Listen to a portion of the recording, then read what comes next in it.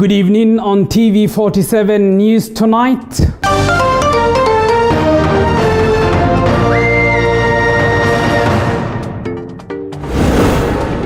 Former Nairobi Governor Mike Sonko remanded for another 5 days as his bail application ruling is postponed to next week. Also tonight, nominated Senator Isaac Mwaura terms Jubilee Party's disciplinary process against him as witch hunt and sheer discrimination. Plus, first anniversary of the death of Kenya's second president Daniel Moi marked today with politics taking center stage. And tonight we tell you why cancer remains a deadly pandemic despite a myriad of interventions.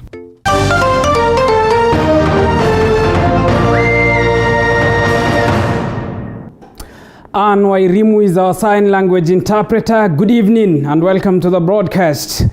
President Uhuru Kenyatta earlier today joined the family, friends and relatives of Kenya's second president Daniel Toroitich Arap Moi for a remembrance service to mark 1 year since he passed on.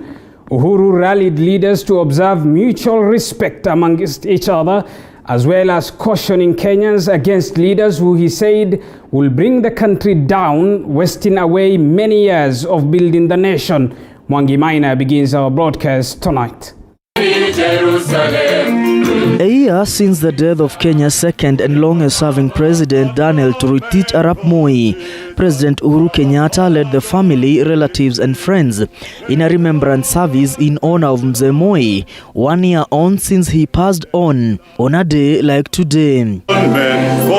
President Kenyatta remembered Moi as a charismatic leader, full of respect and patience, who had a great strength of character. President Kenyatta says Moi was not only Kenya's president, but a father to many and a father to the nation. Heshima sio utumwa.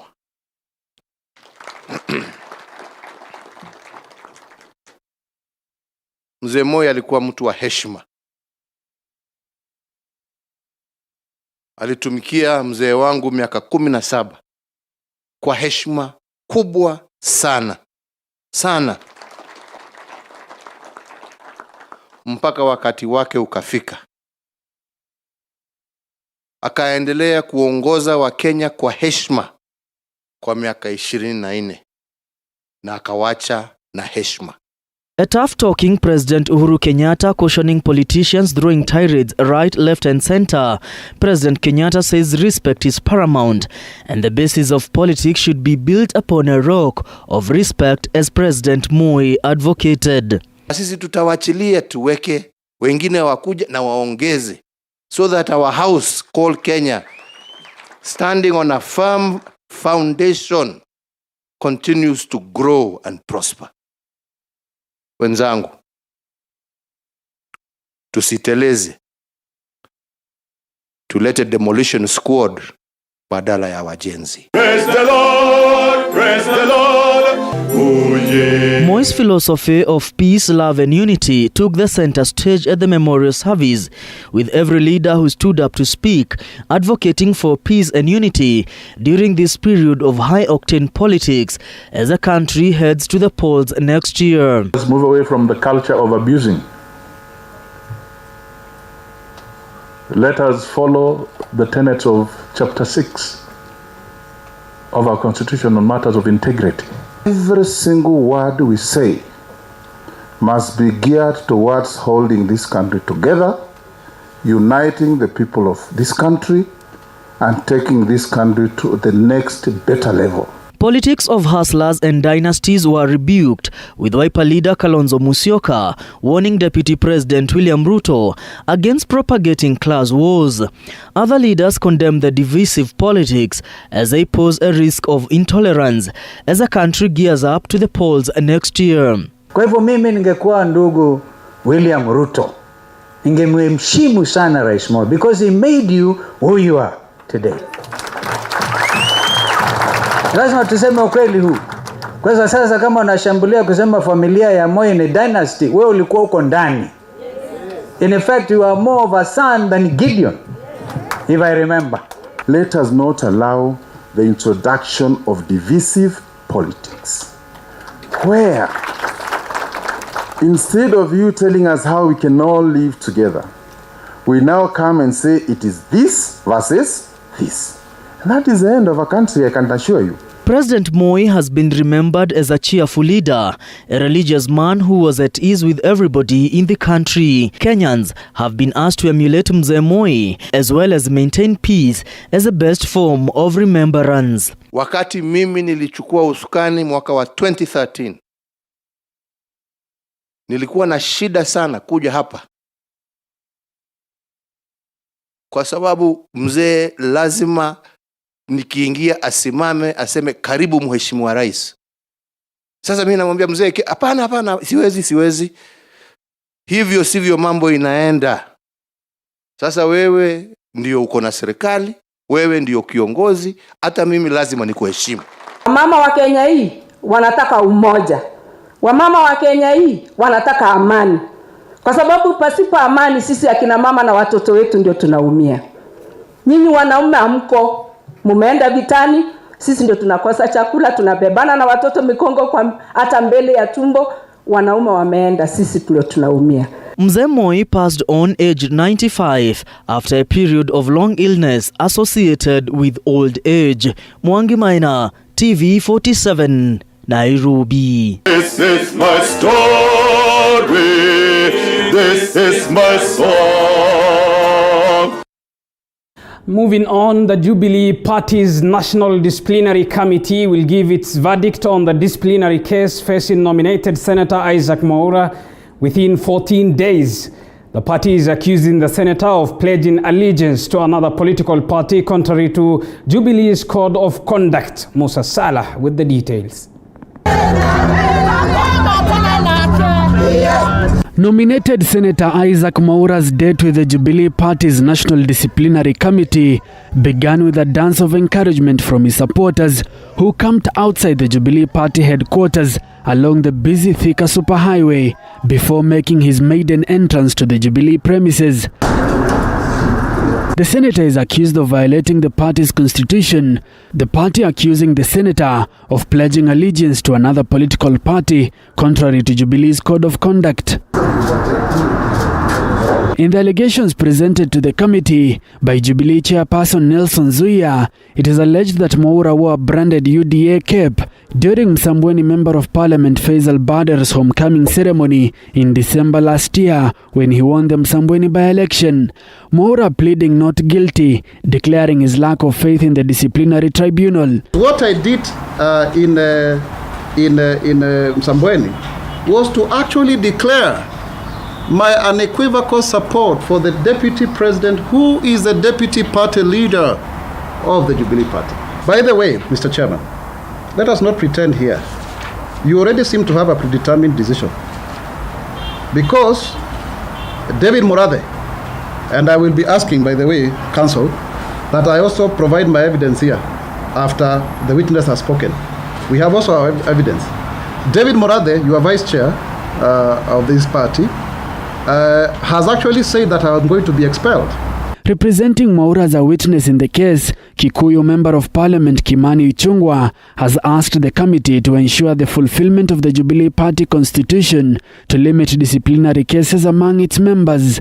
That you take this onerous task of restoring dignity and fairness to political parties, so that instead of using disciplinary committees to settle political scores, that they may be able to be properly governed and allow members to thrive and flourish for the sake of the future of our society. Ensure that the issues we are raising about contravention by the party, by party officials of this document are addressed. Ensure that the party leader promotes harmony, promotes democracy within the party, so that we also promote democracy in the country. If those things are done, we will have a beautiful political party.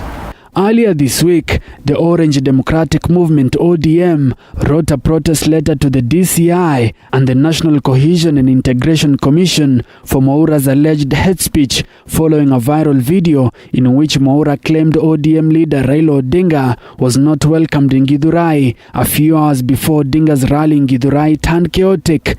The disciplinary committee is set to give its judgment on Mwaura's case within 14 days. Musa Salah, TV47.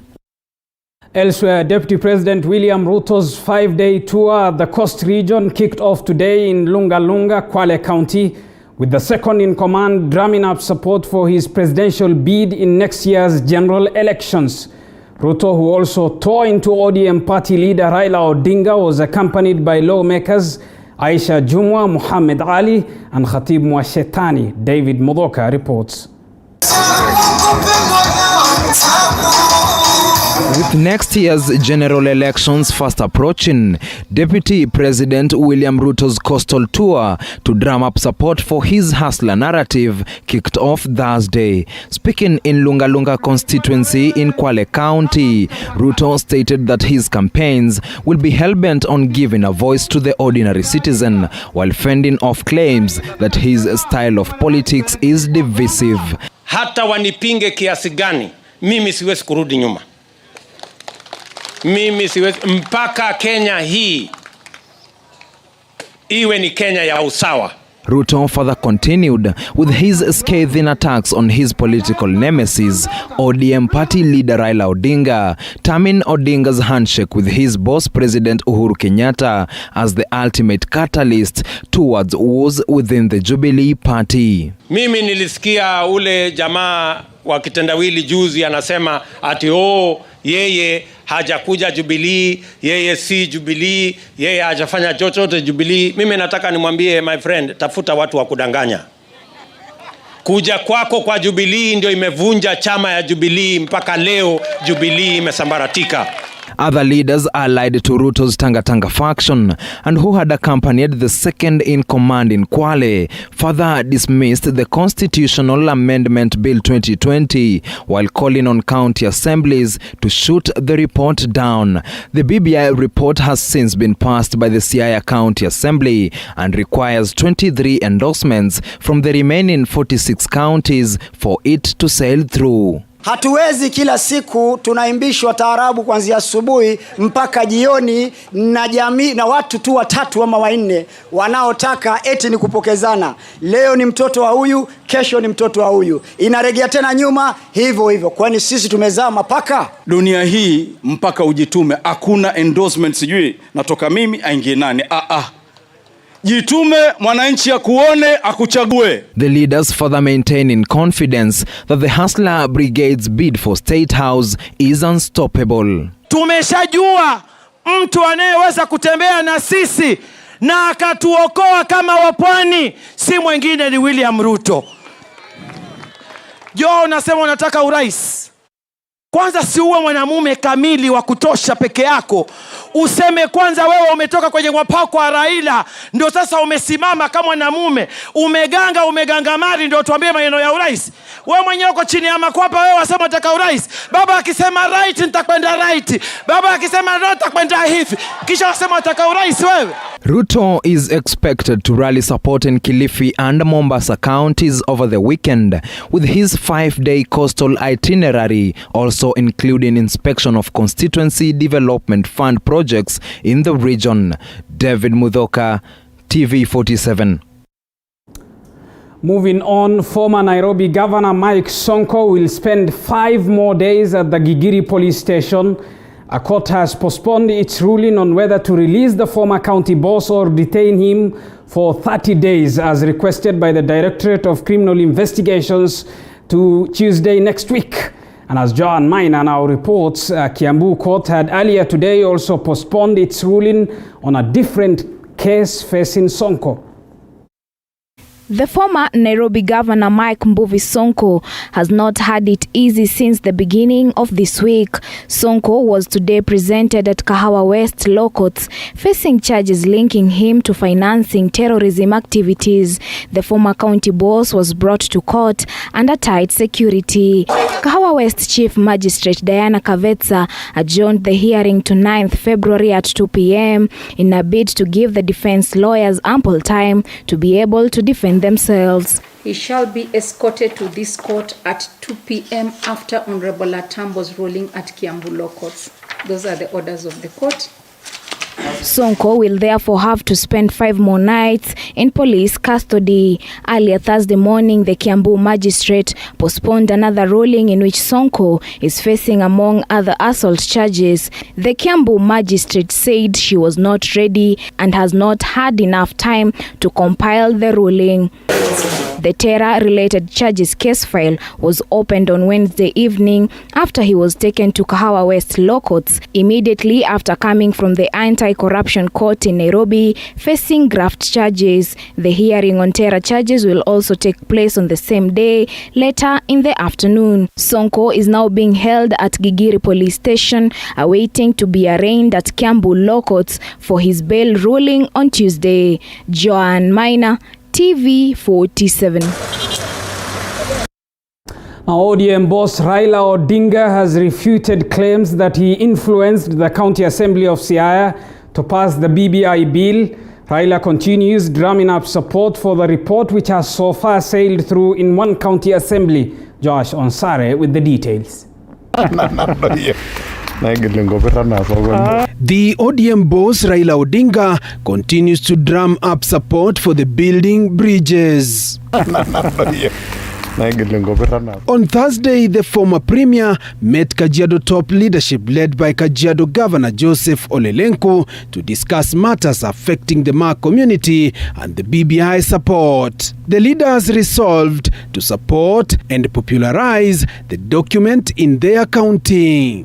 The leaders here by resolve that we will begin henceforth to call for joint meetings, to attend joint rallies, to attend joint church services, so that we can mobilize our county towards supporting BBI. Siaya County Assembly was the first to adopt the BBI report. ODM boss Raila Odinga dismissing claims that he pushed the County Assembly to pass the report.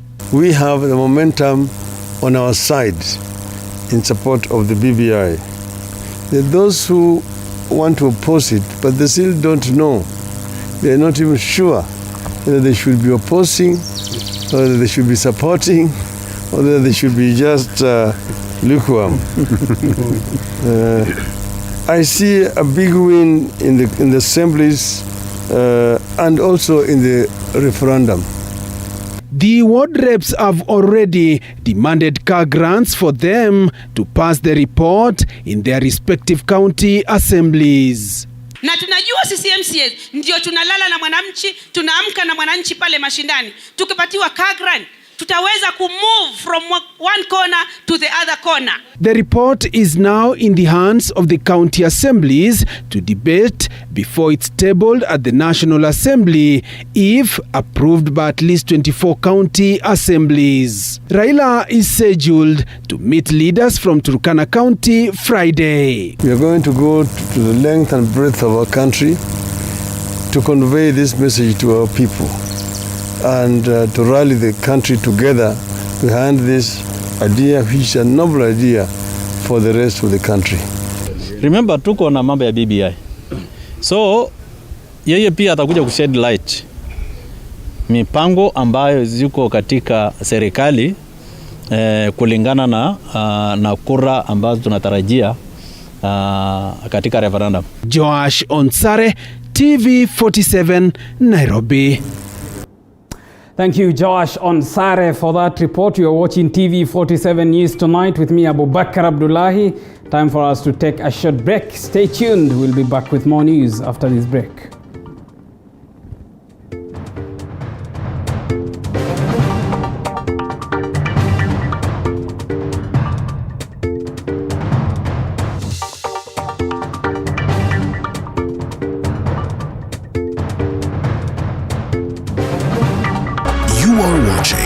TV 47, the home of untold stories.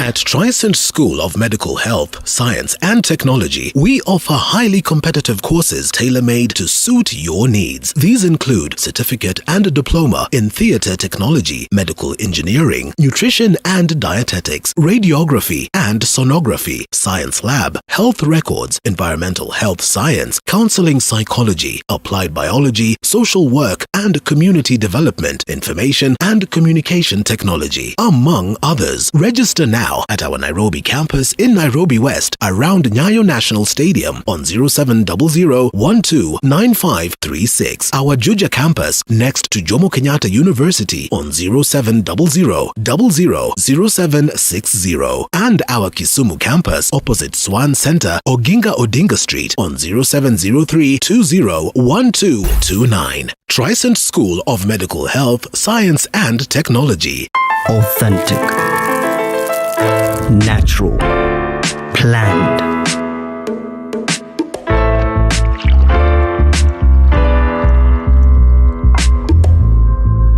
Transforming.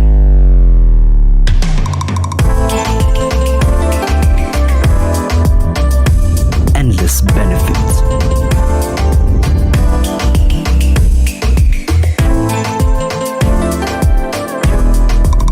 Slaty, purely Kenyan. Buy now on Jumia or Amazon.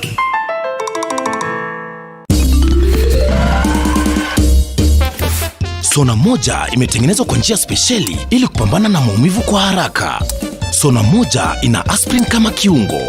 Sona moja, kitulizo kamili. Maumivu yakizidi, pata ushauri wa daktari.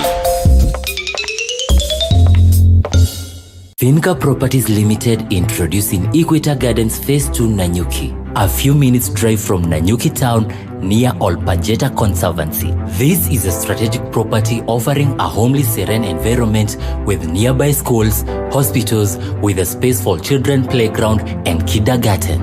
Invest today with a cash offer price of 200,000 for 50 by 100 plot and a discounted price of 350,000 for 100 by 100 plot of land. Legal fees and transfer costs inclusive.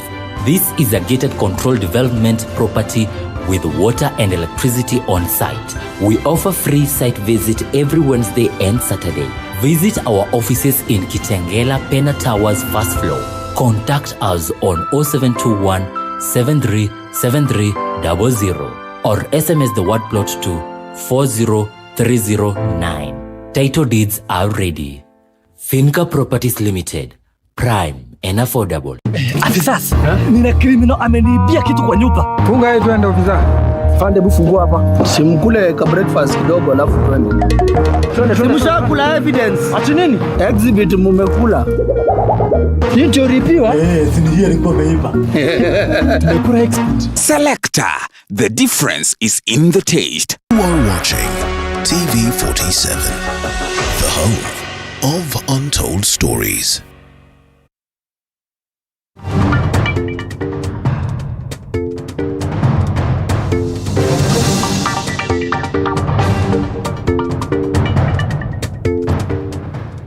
Welcome back. Now, the first phase of COVID-19 vaccine will be distributed starting mid this month to June 30th, 2021. The Health Ministry says it is ready to receive and distribute the vaccine across the country. Meanwhile, 180 more people have tested positive for the virus in the last 24 hours, even as 83 more recovered. Andrin Kilemi reports.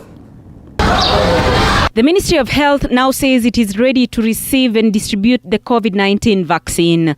Kenyans look forward to receiving the vaccine starting mid-February. We have reports of indicative allocation of the vaccines. Under the COVAX facility, we are supposed to receive 4,176,000 doses of the AstraZeneca Oxford vaccine. This information we got 2 days ago. And based on that, the COVAX facility is working very hard to ensure that the vaccines are in country. The vaccine will be distributed in 3 phases. Phase 1, which targets 1.25 million Kenyans, will start from February 2021 to June 30th, 2021. Phase 2, which targets 9.7 million Kenyans, will start on 1st of July 2021 to 30th June 2022, while the third and the last phase is expected to start from 1st of July 2022 to 30th June 2023 with a target of 4.9 million Kenyans. And we have said we are in discussions with various other manufacturers to be able to ensure that we get the vaccine as soon as practical so that we are not left behind in this journey of ensuring protection of the Kenyan people. Meanwhile, 180 people have tested positive for coronavirus in the last 24 hours.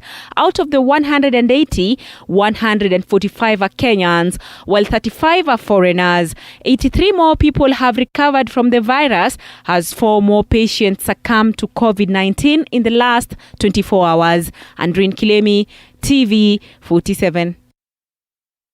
Well, still on matters health, and Kenya records over 42,000 cancer cases and 27,000 deaths annually. The Ministry of Health has announced, and as the world marked World Cancer Day, only a small percentage of women go for early screening of cervical and breast cancer, leading to more death cases due to the disease. Zainab Mohammed with the details. 80-year-old Raila Odinga narrates how her breast cancer diagnosis 10 years ago changed her life completely. Niligonjeka karibu mwaka 10. Niko pura. Alipura kabisa mpaka na enda namna hii. Sasa wakati naenda Kitale, aenda kupima, nasema atakuwa She says her family was not left out in her painful journey that was draining as much as it was expensive. Pitia usito kabisa, kuuza vitu, kuuza ng'ombe, kuuza kondoo. Kila saa ilikuwa tu ni pesa inatakikana. Hatukuwa tuna maendeleo yoyote. Ilikuwa tu ni pesa kuangalia mama. Tena tulikuwa tukisikia penye kuna daktari. Hapo tunaenda. Hata hatujui ni wapi, tunaenda tu kwa ajili ya mama. But Raila is just one among many cancer patients in the country. The Ministry of Health says Kenya records a total of 42,000 cases and 27,000 deaths annually due to the deadly disease. 5 cancers diagnosed annually in this country are breast cancer, with approximately 6,800 new cases every year. Cervical cancer, 5,200 cases. Prostate cancer, 3,400 cases. Esophageal cancer, 2,900 cases. And colorectal cancer, 2,724 cases every year. Together, these 5 leading cancers account for 50% of all new cancers annually. Further, the ministry says only 16% and 10% of women have undergone early screening of cervical and breast cancer respectively, despite the government on various occasions providing free screening at various hospitals across the country. About 16% of women in the reproductive age group have undergone cervical cancer screening.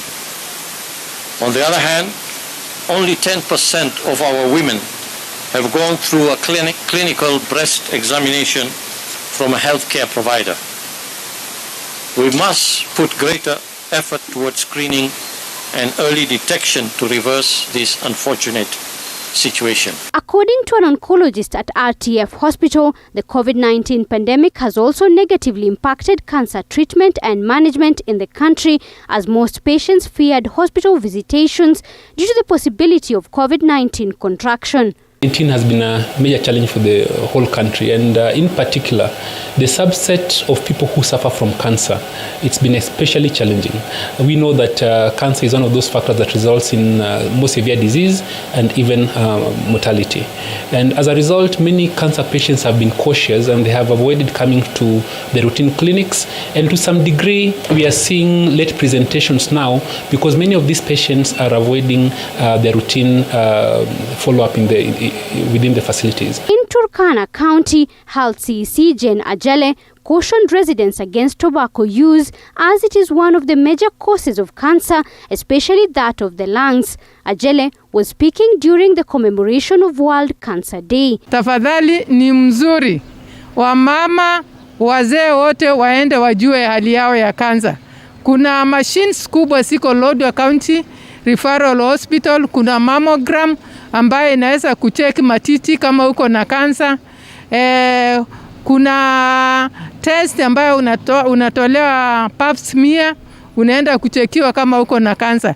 Hizo zote itakusaidia wewe. Zainab Mohamed, TV47.